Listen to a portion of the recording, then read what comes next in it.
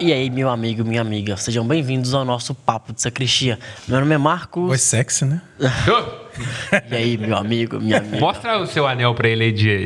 Por favor. Tá, por favor. Fala que nós vamos falar sobre esse negócio do Papa, se ele abençoa a união, como é que é. Ele falou que isso, ele abençoou, não foi a união, não. É a pessoa separada. Ih, então muita gente aí vai espernear. Enfim, estamos aqui para partilhar e compartilhar a vida com você. Junto dos meus amigos. Ah, tá. Pensei que você não ia nos apresentar. Você me cortou, eu perdi o raciocínio. Ainda. Eu perdi o raciocínio. A culpa é dele, ele coloca o que ele quiser. Exatamente. É o seu lema, pronto. Pronto. Nossos amigos Padre Samuel. Alegria. Nosso mal educado Davi. Ó, mal educado que veio, logo eu, educador. Essa tá vendo? Nosso companheiro Leandro. Olá, vocês. E nossa amiga Pamela. Olá, tudo bem? Estamos aqui para partilhar e compartilhar a vida com você. Acho que eu já falei isso, né? Já. Já, mas... Você gosta de compartilhar demais. ó. Compartilha o Papo Sacristia. É que pra quem tem casa compartilhar o vídeo. Comente, a gente vai ler o comentário. Manda pras avós. A gente vai tentar. Mas é importante. A gente não responde muito, não, porque se a gente responder, a gente perde. Aí ganha dislike, aí não dá pra responder. Aproveitando a oportunidade, a gente pode falar que o Papo Sacristia tem um Instagram agora. Exatamente, Então, né? Entra Quem lá tá no em casa Instagram, pode Papo deixar o seu Sacristia. like lá. Enfim, maio já passou. Mas já passou. Ele tá bêbado. Junho é o mês do meio ambiente. Agora, vocês não acham que isso é pauta da campanha da fraternidade? Ficar falando de meio ambiente, Eu Papo acho que é uma Sacristia? pauta comunista. É. Uma agenda globalista. Aqui, eu tava Jorge Soros. Eu tava comentando com os meus queridos amigos na viagem pra cá, na longa viagem que até pra cá, e a minha primeira campanha da fraternidade que eu tenho lembrança foi justamente falando sobre meio ambiente, falando sobre água. Que tinha aquela musiquinha pela água que eu tenho mais lembrança. É E isso que a as gente... últimas 420 também. É isso que a gente tá querendo com a Escola Sem Partido. Brincadeira. Sem comentários, né? Evitar que essas coisas... Tô brincando, brincadeiras à parte, né? Claro, a gente sempre debocha aqui, mas é claro que é um assunto pertinente e afim à fé. Mas passo a palavra.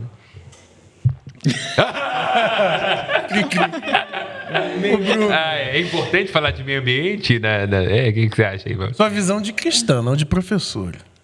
Que é geralmente a nossa visão de professor. É verdade. Pode ser as duas. Não, mas é importante, sim. Eu vejo que a questão do cuidado com a nossa casa, né? Onde a gente vive. Casa comum, como diz. Inclusive foi uma pauta. Você viu o jogo casa comum, entendeu? É que você compartilha com várias outras pessoas de outras religiões. Mas aí eu já venho ali, eu vou pontuar um pouquinho de Gênesis ali, né? Que Deus deu o poder a Adão, né? Para poder estar nomeando as coisas, cuidar do... Guardar e cultivar. Guardar e cultivar, isso mesmo. É bíblica, então, essa base, teólogo? Vejo Muito bem, começamos bem, né? Pensar numa religião que começa, ou que tem como fundamento criação, significa que nós estamos intimamente conectados, né? De fato. E pensar no Gênesis, como quando eu falo, vocês ficam assim meio sérios, né? É porque a gente gosta de escutar falar. Fazer uma bagunça. É porque geralmente a gente só fala besteira. Quando aparece alguém. A gente. Opa! Vou ficar calado aqui, especialista, né? A gente quer. Vou ficar calado, porque não vou passar feio. Vou falar besteira aqui também, né? Mas não, é uma deferência mesmo, porque você é muito lúcido, você coloca as coisas muito bem, né? Isso é bom. Você tá falando sério tanto de mesmo. merda. E o povo E vale a pena destacar que nas vezes que você participou com a gente, ninguém falou mal de você. Isso É um bom começo. Pelo contrário, falou mal do Padre Samuel. Vai lá, vou lá. Davi nem se Mais comenta. sobre mim ou sobre o Padre Samuel? Fica a Freud questão. explica. Mas eu acho importante ter isso em mente, né? Quando a gente pensa numa religião que tem um pressuposto da encarnação e a perspectiva do corpo, e que pressupõe também um Deus criador, significa que a criação faz parte do nosso horizonte de reflexão, né? Não podemos deixar isso. E quando a gente pensa associado a isso, que há um relato, como o relato do Gênesis, nas nossas escrituras, com a quantidade de símbolos, de números, de definições que são importantes ali e que representam muito bem, então, de fato, assim, pensar uma fé desencarnada ou descriacionada, né? Desnaturalizada, alheia à perspectiva do ambiente que nos cerca, é de fato um anacronismo, né? Assim, é estranho demais. E pensar também, já colocando alguns elementos então para discussão, essa figura de Adão, como o padre disse muito bem, né? Deus colocou Adão no centro do jardim e deu a Adão essas funções que são funções de Deus, né? Mas não foi a macieira? O que foi? Ele colocou no meio do jardim, foi a macieira? Mas Não, junto. junto, ali lá. Colocou junto. Era para dar um cuidado da macieira, né, mano? Mas é uma boa observação, quer dizer, é isso que ele está colocando, símbolos, né? O que está ali no centro. Mas é isso, ele vai dizer isso rapidamente. Mas ali, na perspectiva, o que é que nos define, né, como seres humanos? Imagem e semelhança. Em que sentido, né? Imagem nessa perspectiva representativa, ou uma representa Deus. Semelhança analógica, ser de consciência e liberdade. Por isso, junto da árvore, entendeu? Mas deixa ele falar. Não, é por aí mesmo. Então, essa é a base bíblica. Agora a igreja tem uma base doutrinária sobre essa casa comum, meio ambiente. Você está querendo dizer que a Bíblia não é doutrinária? Não sei, talvez tenha algo mais profundo pra gente. Ele tá querendo saber de documento, do Papa, Eu tô sabe? rindo, mas é boa, pertinente a pergunta. Não, antes de chegar aí, eu quero concluir a visão do Gênesis, que é muito importante, é porque Adão recebe, em primeiro lugar, essas duas funções, que é guardar e cuidar, que são próprias de Deus, né? Então, nesse sentido, essa imagem que é muito importante, né? Adão recebe a função de ser para a criação aquilo que Deus é para Adão, né? E quando Adão recusa isso, aí nasce, por exemplo, narratologicamente falando, a morte. A morte entra ali porque aí Adão precisa se vestir e mata um animal. Depois tem o fratricídio. E aí a morte vai crescendo exponencialmente. A terra fica ingrata. É muito bonito quando o texto diz isso, né? Exatamente. Que ela começa a ser ingrata ao cultivo do homem. É bonito. Porque aquela imagem de Deus é como se Adão, para a criação, se tornasse um estranho. Isso. Né? E essa estranheza que Adão, pensando aqui, Adão na categoria ser humano. Isso. Né? Essa estranheza que está na relação de Adão para com a criação, de alguma forma também desemboca no completo descaso que a humanidade tem com a perspectiva da criação, né? Pensando nesta realidade criacional, aí a gente vai avançando um pouco mais na construção doutrinária, né, por assim dizer, da igreja. Sobretudo a igreja oriental tinha uma visão que a gente chama muito holística, né? Apesar desse ser um termo assim meio estranho aos nossos meio parece ouvidos. Energia, né? Assim, mas cosmológica seria interessante? Poderia ser também, assim, né? Cosmológica é um bom termo, que é essa visão integral, que daí isso vai mais à frente, vamos discutir sobre uma ecologia integral, né? Mas é pensar a fé associada à salvação do todo, do cosmos, né? De tudo aquilo que Deus criou, que está criado para a salvação, né? Então, quando o ser humano recusa essa salvação livremente, aí, na perspectiva do pecado, que é um assunto para um outro momento, isso repercute também na criação, né? E aí pensar o pecado não apenas como um ato individual ou como uma realidade que está ali restrita à decisão de cada um dos cristãos, mas essa realidade é compartilhada entre os cristãos e ela repercute também, né, no meio ambiente, porque nós estamos todos de alguma forma sendo criaturas relacionados, intimamente ligados e intimamente orientados ao Criador. Então, assim, é uma tônica da natureza da proclamação de fé dizer que Deus quer salvar todo o gênero, de todos os gêneros, né? Mas isso? Esse aí mesmo. São muitos. Agora são muitos. Inclusive, Vamos entrar nesse quesito agora. Mas uma pergunta, assim, uma colocação nessa perspectiva. A gente pode dizer, então, de um pecado ambiental? Como é que seria isso? Já tangenciou, mas só Ter roubado pra... a maçã do pé? Pode ser. Exatamente. Tem um pecado, como é que é isso? Aí seria um pecado ambiental, seria como? É o que o homem comete em face a isso? É o pecado que a gente comete num coletivo? E como é que seria esse negócio aí? Pecado ambiental. Acho que é bom um teólogo falar sobre isso para nós aqui. Para poder ter uma perspectiva diferente. E mais lúcida. Será? Mais lúcida. Não, mas eu acho. Bom, primeiro é entender o que significa pecado, né? Que é justamente essa desarmonia do ser humano para a sua vocação, né? Então, se a gente pensa que a vocação do ser humano é guardar e cuidar da criação, quando o ser humano não guarda e não cuida dessa criação, de fato há uma perspectiva de pecado, né? A pergunta que o senhor me faz, tá? A gente sabe disso, né? Conhecendo o senhor também, conhecendo a situação, ela é motivada, na verdade, por uma outra reflexão anterior, que é: por que no discurso cristão, sobretudo anterior ao Papa Francisco, tem dado uma ênfase maior a isso, por que é que a natureza tem sempre um segundo lugar? Né? Por que quando a gente discute salvação, não é um elemento que entra no jogo, na equação? Né? Então, Geralmente o cristão é latifundiário, né? Salvar o quê? Se é propriedade, eu faço o que eu quiser. Exatamente. Depende do cristão, na verdade, e da religião. Exatamente. Eu não sou latifundiário. Porque se você pensar isso, nem sempre foi, né? O começo do cristianismo não era assim, né? Então, se historicamente nós fomos ocupando esse espaço, foi porque nós fomos nos esquecendo dessa vocação, desse chamado de cuidar de fato, né? De zelar por esse espaço que com a devida vênia, né? A cara que ela fez do bem comum, da casa comum, né? Mas é esse espaço, de fato, de casa comum, onde nós habitamos. Compartilha a casa com candomblessista, umbandista, espírita, é complicado. E é uma casa, assim, que também existe a despeito do ser humano, né? A gente pode pensar que nem sempre ela é dócil ao ser humano. Claro. Então, de alguma forma, nós estamos numa relação contingente, uma relação que representa cuidado, que representa proteção, que representa vigilância constante, né?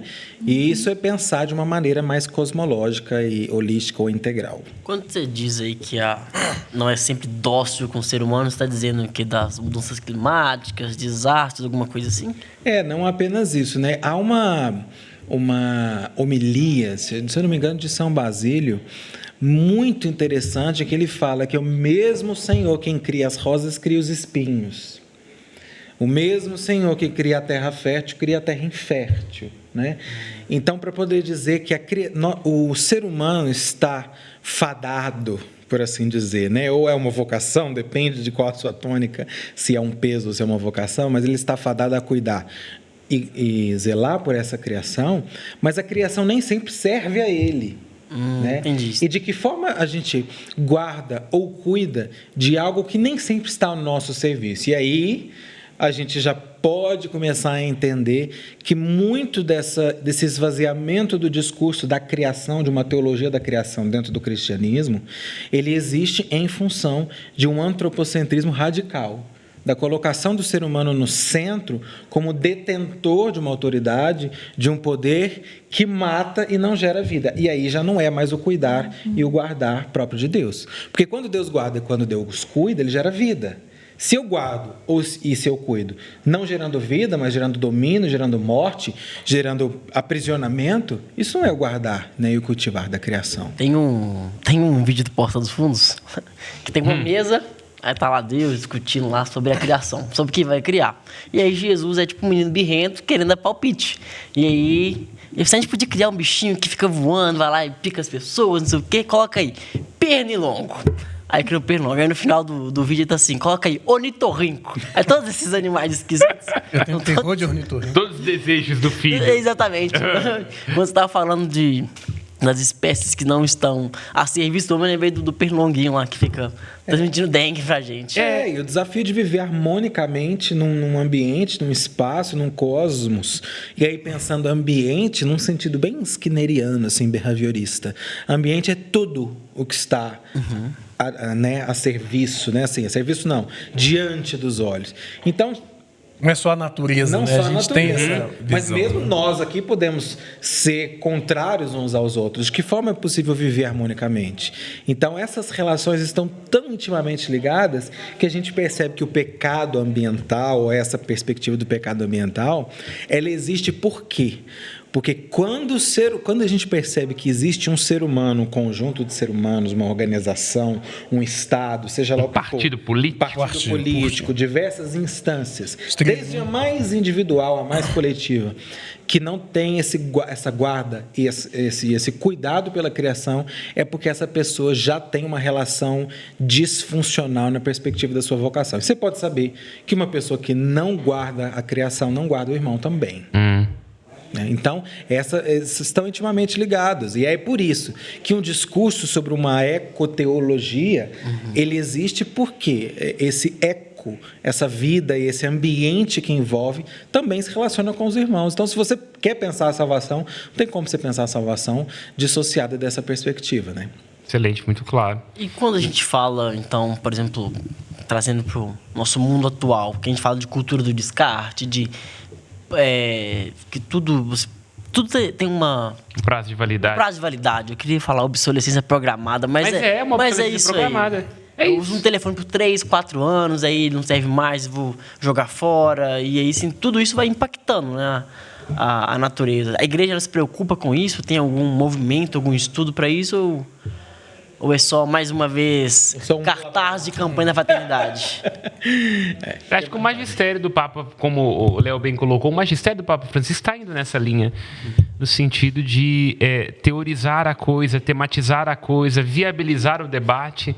A própria ação do Papa Francisco nessa perspectiva da economia de Francisco, aquele encontro que ele faz em Assis, conclamando jovens, empreendedores, pensadores para estarem juntos, para pensar uma economia nessa perspectiva integral, no sentido de que a presença humana sobre a Terra não é só de um usufruto, de uma exploração pura e simples, mas de integração, de consideração da nossa responsabilidade e também esse despertar para o outro. Acho que o Léo foi muito feliz, né?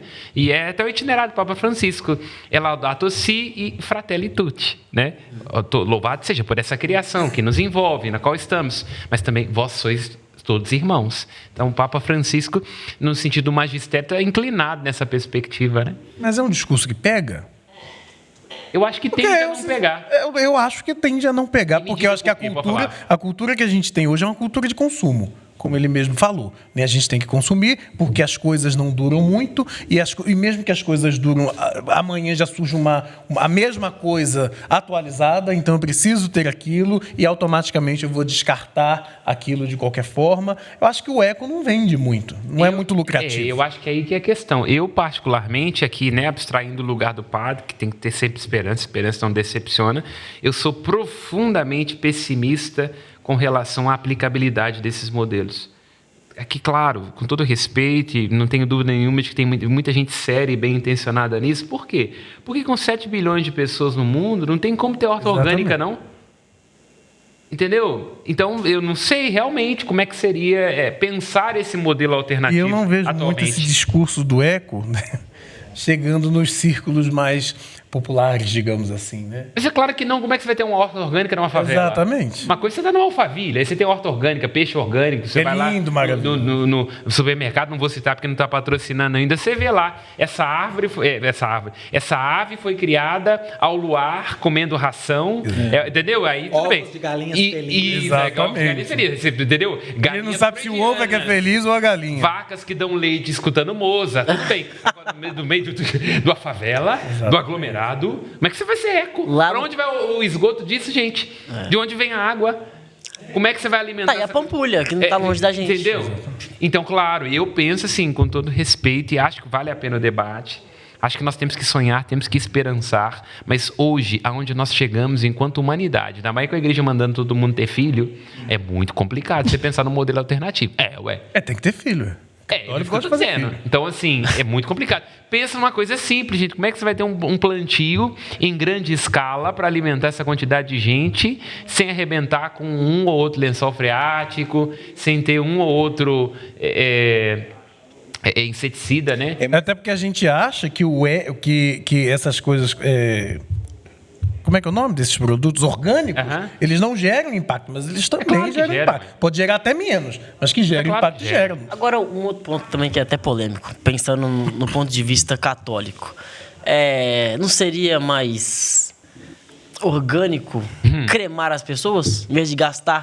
Católico gosta de cremar. enorme. A igreja católica gosta muito de cremar. Gosta. Ah, tá. Já cremou muito. Entendi a piadinha, mas estou falando atualmente, do que Eu ocupar acho que hoje tá na moda. hectares e Porque aí hectares fala, de né, terra. dos cemitérios, aquela coisa tudo contamina lençol freático, aquela coisa toda, mas eu acho que proporcionalmente, não sei se seria uma grande afetação assim. Mas imagina, você polui Que a vida gera- toda, então morre e continua poluindo. Mas é só quando Mas crema assim, não gera você vira gases comida pros também? bichos, né? Então, quer dizer, uma árvore feliz. É, Como diz Hamlet, né? Nós passamos a vida inteira dando de comer aos pastos e nos alimentamos para virar pasto, aos animais, nos alimentamos para virar pastos dos vermes. E pelo Então é menos a isso, gente está devolvendo tudo que a gente tomou. Mas eu entendi o seu debate. Quer Sim. dizer, hoje, por exemplo, a quantidade de pessoas que nós temos, pensar em cemitérios para abrigar tudo isso, o que vai imagina. significar a cremação, como acontece com o lixo, guardado as devidas proporções, se bem que tem pessoa que eu acho que merece esse título de lixo humano. Enfim, não do ponto de vista da dignidade, mas do comportamento. Mas em países lá, como por exemplo Coreia e por aí vai, você queima o lixo, aproveita, transforma em energia e por aí vai. É um dá debate pra- interessante. Exatamente. E é isso. E sobre os pontos de biodiversidade, mudanças climáticas, o que vocês acham? Antes disso, eu queria fazer um disclaimer na hora que Vontade. o Léo estava falando, achei muito interessante, recuperar esse papel da igreja durante o período medieval, porque nós costumamos ver o feudalismo, sobretudo, na perspectiva negativa do que acabou se tornando para a igreja um grande latifúndio. E acabou dando à igreja as terras, status pontifício que até ontem a igreja tinha. E quando ela tomou, o Papa virou de costa e nunca mais saiu, que foi o Pio não sei o quê, né? Enfim, disclaimer histórico. Mas o que acabou acontecendo nesse movimento na Europa das terras cultivadas? Quem foram os grandes propulsores disso? Os monges.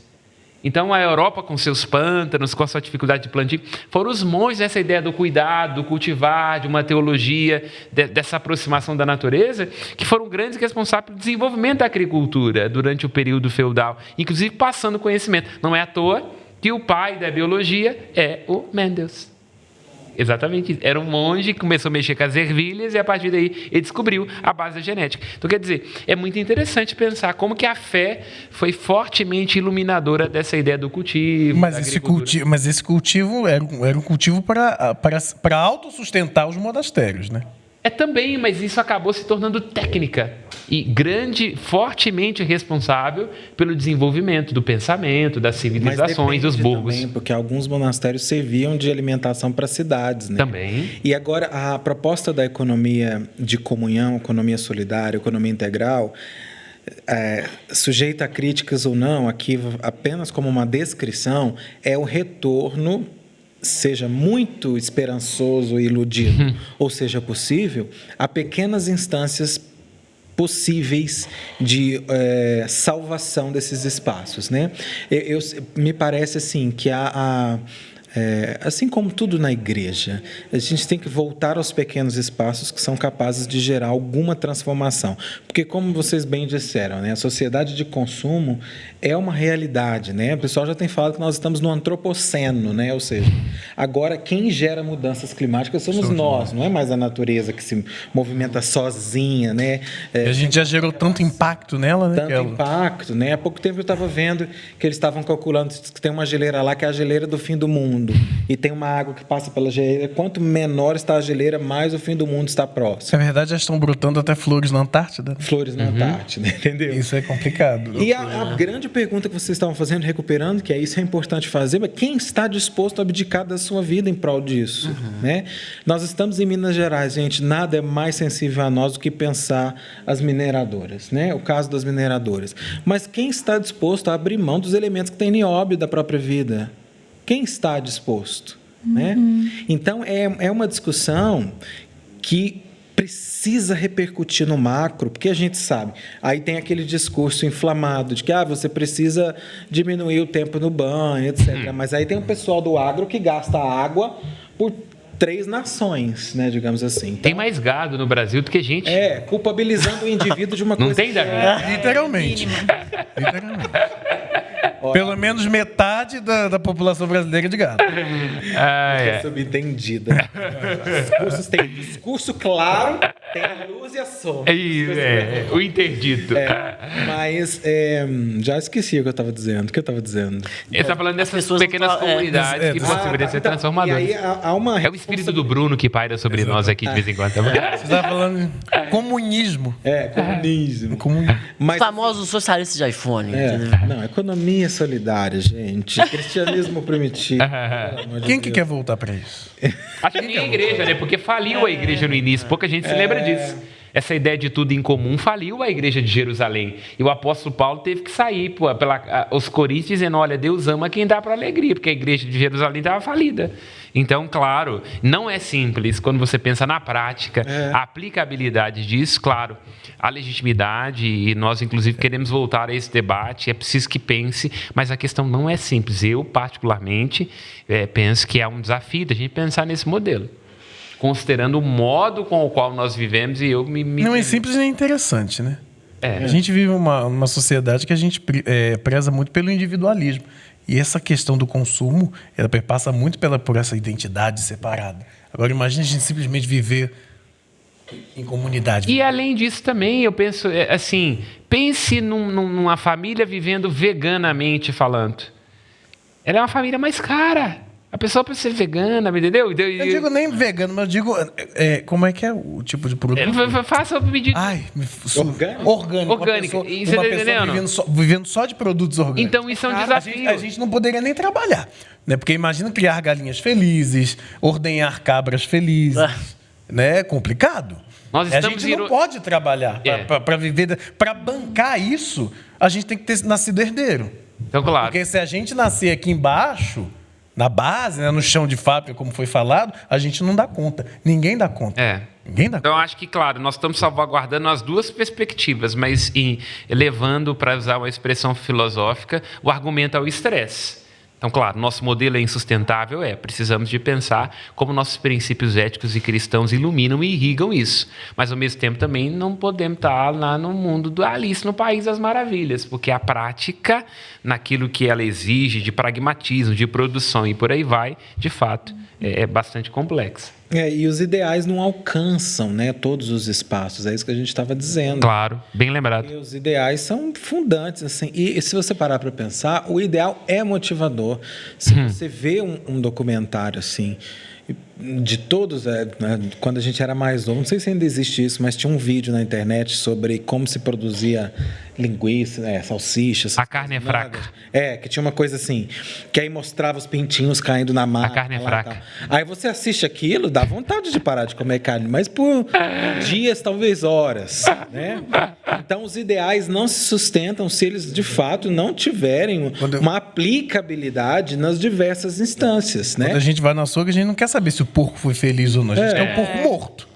Como ele foi morto, como foi a vida antes dele ser morto. A gente quer o bacon, né? A gente quer o bacon. Se você Bacon feliz? Não interessa. Eu vou saber se ele tá feliz na hora que eu for fritar. Aí eu vou saber se ele tá feliz. Alguns dias atrás eu estava discutindo sobre isso. O foie gras, né? Se você pensa no foie gras, que é esse fígado de pato criado com pato confinado E em overdose de comida. De comida, né? E aí eu estava conversando isso num espaço assim com pessoas muito distintas. E eu falei com elas, eu já comi foie gras. Já estive num lugar onde tinha foie gras, eu provei, achei sem gracíssima. Mas aí... Quer dizer que o pato deu a vida pra você falar que o fígado dele foi sem Exatamente. completamente sem graça. Achei. Insensível, Não carece. Mas o que é interessante... Laudato si, ele não. Mas olha só, mas eu achei sem graça demais. E aí a minha reflexão, não tem porquê fazer produzir um alimento desse que não entrega nada. Foi para futilidade. E aí, o ambiente, as pessoas que estavam ao redor... disseram que não pode... Inclusive, foi essa frase usada. A gente não pode pensar nisso. No quê? Se você Entendi. pensar de como o foie gras é feito, você não o come. Então, a gente não pode pensar nisso. Olha tem a que ideia de comer. uma anestesia da consciência. Então, há uma anestesia. E eu acho, agora, Pertinente. usando uma perspectiva mais otimista. Mas só um parêntese. Nesse caso, pra tudo animal. Para tudo. Não só do pato, não. Pra Então, tudo. aí que eu quero chegar na perspectiva otimista. Mas é porque ele quis dizer que aquelas pessoas se anestesiam. A gente não tem nem tempo para pensar. A gente que está aqui embaixo não tem tempo para pensar nisso. A gente quer nem um pato É dá aí para que eu comer. quero chegar na perspectiva otimista. Eu acho que a pauta ambiental, essa discussão a respeito da importância climática ambiental, é uma coisa que tem repercussão. Assim, de alguma forma, as pessoas podem pensar nisso. Só que é uma coisa tão distante e tão, assim, inaplicável. Acadêmico, isso que eu ia falar agora. Acadêmica, inaplicável no dia a dia, que é uma coisa que é deixada de lado. Né? Assim, é tão custoso você ter uma vida ecologicamente sustentável que, de fato, né? Eu já vi quando eu estava vendo um programa aí de uma certa TV aí, que a gente não pode falar o nome, mas eu vi esse programa que costuma dar nas sextas-feiras à noite, de uma família... Globolista. Obrigado.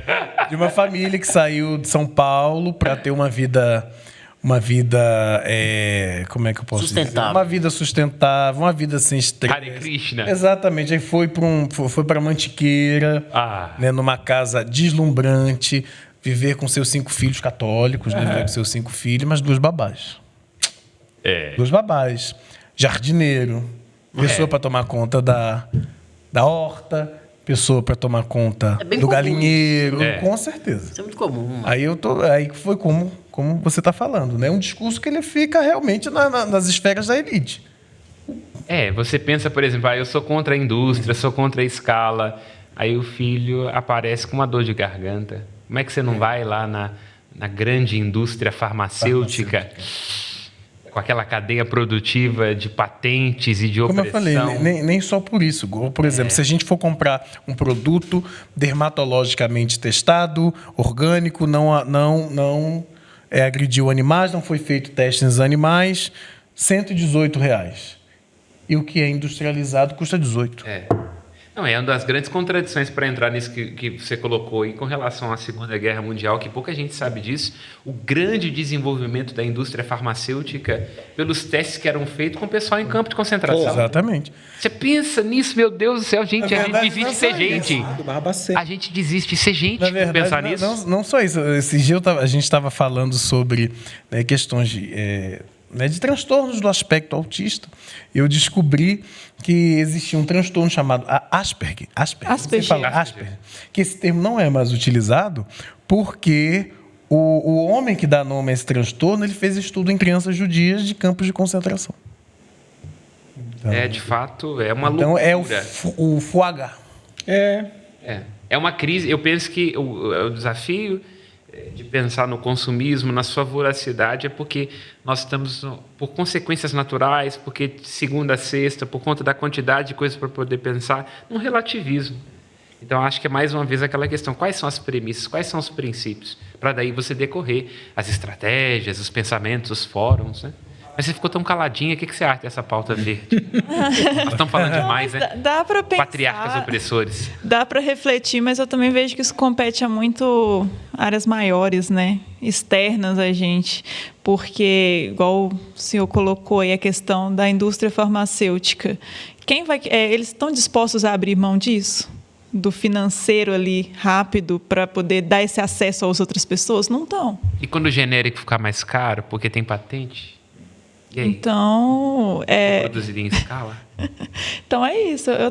Eu penso da mesma forma. Eu creio que não tem o povão aqui não tem domínio disso. Quem tem domínio disso é quem está lá em cima. E há um pouco também. Esse é um pouco do argumento, não do argumento, mas do instrumento de eliminação de qualquer possibilidade de mudança, que é a responsabilização dos indivíduos.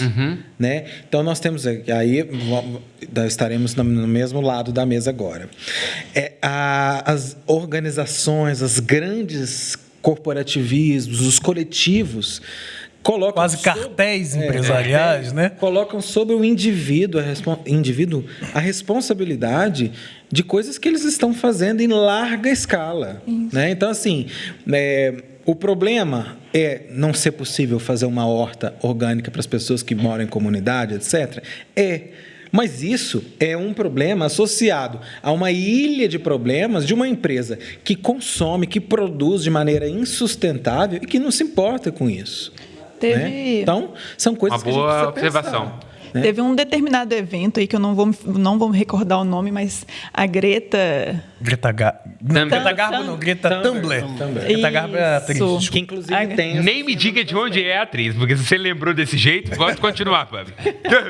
E ela, mais uns outros, né, pessoas de grandes corporações aí, militantes dessa causa, é uma coisa assim que foi muito, na época, deu uma contradição, porque todos eles estavam lá em seus jatos, né?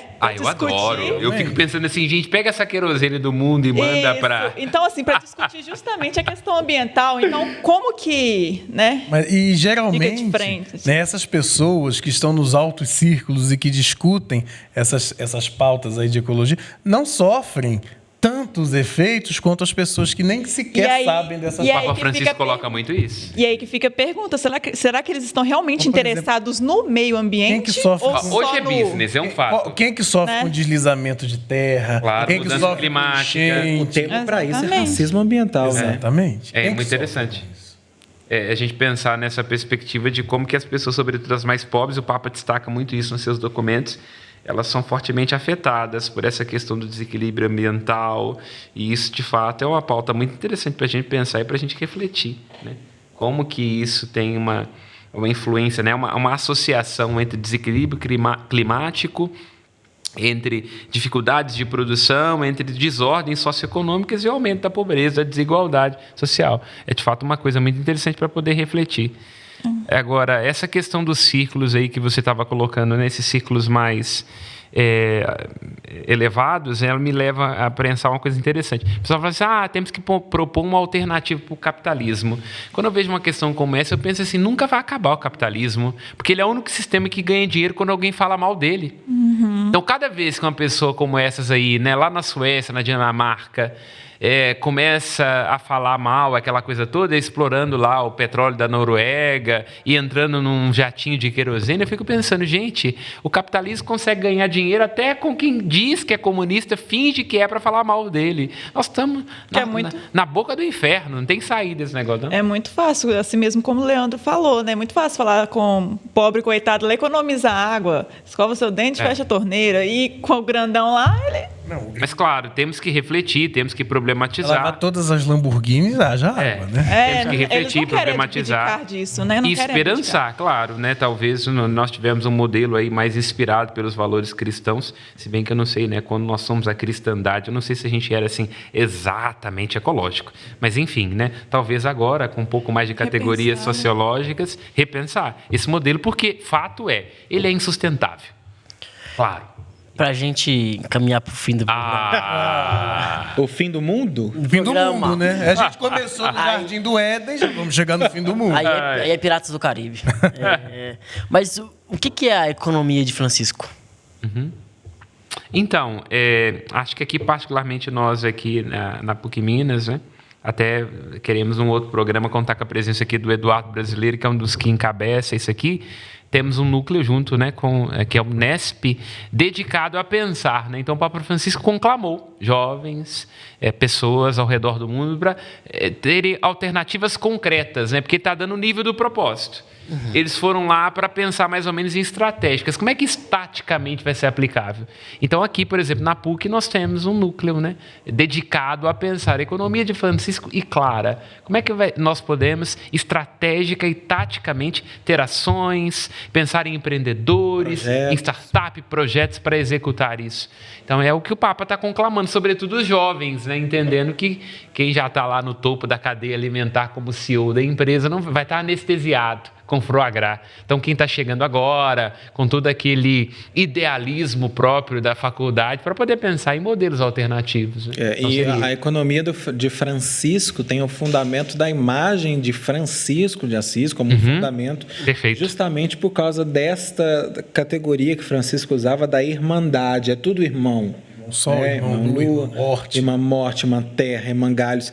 Tem inclusive uma cena de Francisco muito bonita e provocadora, que é um belo dia ele estava passando, os irmãos lá dele, que conviviam com ele na época, estavam cultivando alguma coisa lá, E aí tinha um espaço da terra que estava com uma erva daninha, alguma coisa de espinhos, e eles iam tirar para poder plantar alguma coisa, e ele não permitiu, porque ele falou que aquela criatura era querida por Deus também, né? Então, assim, de uma maneira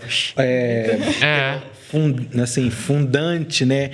Fundamentada numa perspectiva teológica, mas é tudo irmão, né? E quando a gente pensa nisso, as nossas relações com o próximo, com o não tão próximo, com aquele que é divergente de nós e com o espaço, os diversos níveis de espaço que nos envolvem, se nós entendemos que todos somos irmãos e corresponsáveis uns pelos outros, é possível pensar em princípios que são capazes de nortear alguns projetos para poder salvaguardar algumas esferas, né? Talvez a gente não consiga mudar o mundo, né? Mas, assim, talvez em algumas esferas, alguns espaços seja possível. Começamos mudando pouco, que eu acho que a sua fala é muito lúcida nessa perspectiva, ou pequeno, pouco, né? Ia falar? Não, eu estou olhando aqui, falando da autonomia de Francisco, só estou tentando entender como é que a gente aplica isso aí. Eu também, eu não quero terminar isso, não queremos terminar com uma nota pessimista, não é esse o objetivo. Não é longe disso, claro que não. Mas, de fato, eu também tenho muita dificuldade de ver como é que seria a aplicação disso. Porque, assim, como você mesmo falou, né? Não é questão de pessimismo, mas é questão de realismo. Né? Como é que a gente vai transformar essa coisa líquida e certa? Como é que a gente vai pegar algo que está previsto e demonstrar em plano? Claro. Eu gosto de ver a aplicabilidade. E aí, isso vai sobretudo porque uma das grandes... Isso vai ser aplicado só em esferas assim mais superiores, em esferas... Sobretudo porque a grande sacada capitalista é, para isso funcionar tem que dar dinheiro, e para dar dinheiro tem que ter volume, para ter volume tem que ter depreciação, tem que ter depredação e por aí vai. Então, eu acho que o problema que nós estamos numa roda é que, fazendo uma crítica ao capitalismo na sua voracidade, né, para citar o saudoso Casal D'Alga, um sistema de acúmulo, de abuso e de exploração, e, portanto, na perspectiva que ele trazia, nesse exercício tão diabólico como o comunismo, né, isso que era a argumentação que ele fazia, lembrando da presença dele em programas como Roda Viva e por aí vai, é justamente assim, olha, o próprio sistema se retroalimenta na sua capacidade de destruir. Então, isso, de fato, permanece como uma pergunta. É uma máquina de moer o capitalismo nessa perspectiva. Claro, historicamente, quando nós vemos a realidade, é o único sistema que realmente distribuiu riqueza, porque o comunismo distribuiu pobreza. Isso é um fato. Me desculpa aí, mas me mostra o contrário.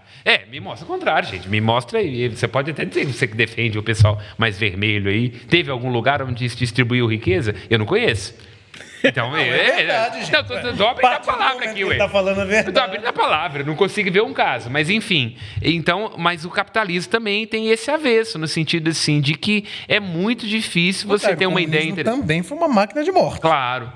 Claro. E aí a questão é, como é que você vai fazer esse sistema dar lucro? Porque é isso, para uma empresa ser orgânica, hoje, quando a gente compra um negócio lá de carne, aquela coisa toda, se aquilo está orgânico, não sejamos inocentes. Alguém está lucrando com isso, gente.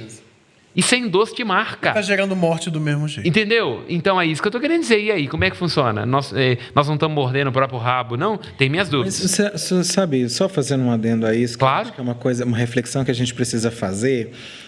que a igreja, às vezes, é muito... A gente fala de igreja, assim, mas tem que pensar de em que nível nós estamos falando. Fazendo um senso comum. Mas eu acho que, às vezes, ela é muito inocente com relação a, por exemplo, instruir os seus ricos. Sabia? Porque, assim, a gente faz um discurso de... Não, mas é verdade. Por isso que nós estamos rindo. Em algumas igrejas de São Paulo, que são caracteristicamente marcadas por uma ala mais da nobreza, da burguesia. Os quatrocentões.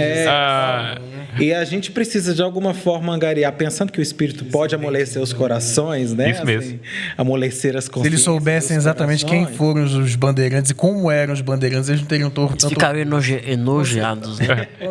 Mas, assim, talvez eles tenham, de alguma forma, ou os nossos políticos, né, que levam esse rótulo de cristãos, se eles pudessem, de alguma forma, assumir uma posição, em alguma mudança a gente poderia ter. Né? Não é colocar o peso sobre os que são mais frágeis nesse sistema, como se eles pudessem ser responsáveis. Existem pessoas que estão mais acima desse sistema e que têm capacidade de mudança. Né? Então, é dar um valor a essa capacidade de mudança, reconhecer que essas pessoas podem fazer alguma diferença. Né? Se você pega um empresário católico, cristão que seja, ele tem condições, se ele quer ou não quer, outra discussão. Mas ele tem condições de fazer diferença na empresa dele. Né? Então é preciso chamar as consciências a essa responsabilidade dentro das suas capacidades. E talvez aí nessa perspectiva que você está colocando, que eu acho que ela é muito lúcida, há uma tendência de quem tem uma visão mais à esquerda e mais progressista de demonizar os ricos. Eu acho que isso só atrapalha. Agrotech, agro é pop, agro é tudo. Amém? Amém. Se você gostou dessa conversa e está disposto a fazer parte desse processo de mudança, por mais difícil que seja, curta, compartilha, comenta, se inscreva no canal, envie esse vídeo para as outras pessoas e vamos fazer o que a gente pode para transformar essa situação. Valeu?